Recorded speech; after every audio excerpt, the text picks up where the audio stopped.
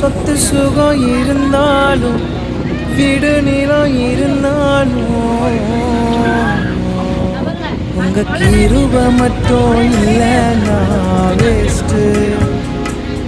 உங்க தயவு மட்டும் இல்லைன்னா வேஸ்ட்டு.